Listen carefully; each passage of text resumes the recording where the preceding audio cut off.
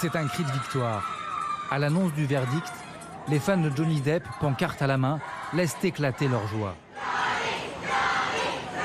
L'acteur apparaît comme le vainqueur de son procès en diffamation contre Amber Heard. Je suis heureuse que Johnny ait obtenu justice. La justice qu'il attendait depuis 6 ans. Il a dû subir tellement de mensonges. Et maintenant, le monde connaît la vérité. Une euphorie qui contraste avec la mine grave d'Amber Heard lorsqu'elle entend l'énoncé du verdict.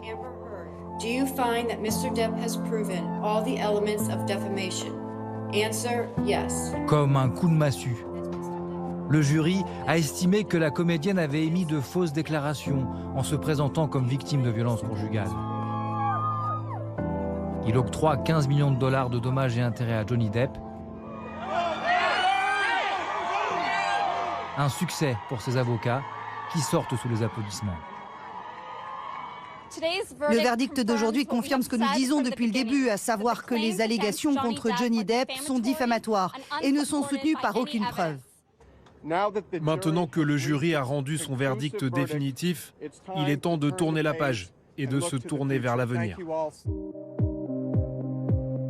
Absent de la salle d'audience, Johnny Depp a réagi sous la forme d'un post sur Instagram.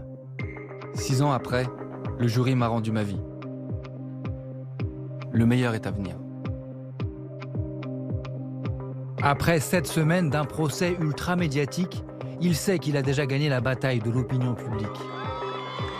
Invité il y a 2 jours à Londres à monter sur scène lors d'un concert du guitariste Jeff Beck, il reçoit une ovation du public. Quel avenir se dessine aujourd'hui pour l'acteur? Après cette apparente victoire judiciaire, peut-il rebondir?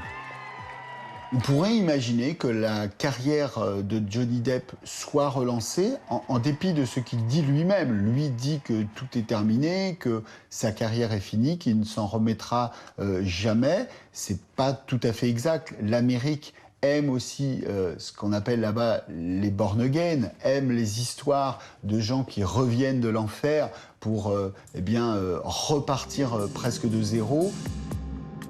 L'avenir semble plus incertain pour Amber Heard, dont l'image est ternie par ce grand déballage. On s'est rendu compte pendant les 6 semaines de procès qu'il y avait surtout des pro-Johnny Depp. Les pro-Amber Heard, finalement, ne se sont pas beaucoup fait entendre. Devant la façon dont Amber Heard a géré le procès, a géré son image et la façon dont elle a témoigné, elle a été la victime, effectivement, de beaucoup de caricatures, de vidéos où on se moquait d'elle. Donc, finalement, l'Amérique était et à la fois pour Johnny Depp et à la fois contre Amber.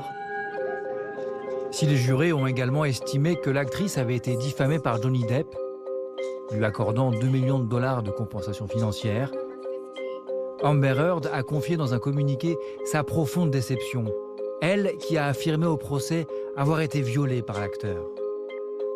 Je suis dévastée par le fait que la montagne de preuves n'ait pas été suffisante pour faire face au pouvoir, à l'influence et à l'ascendant bien plus important de mon ex-mari.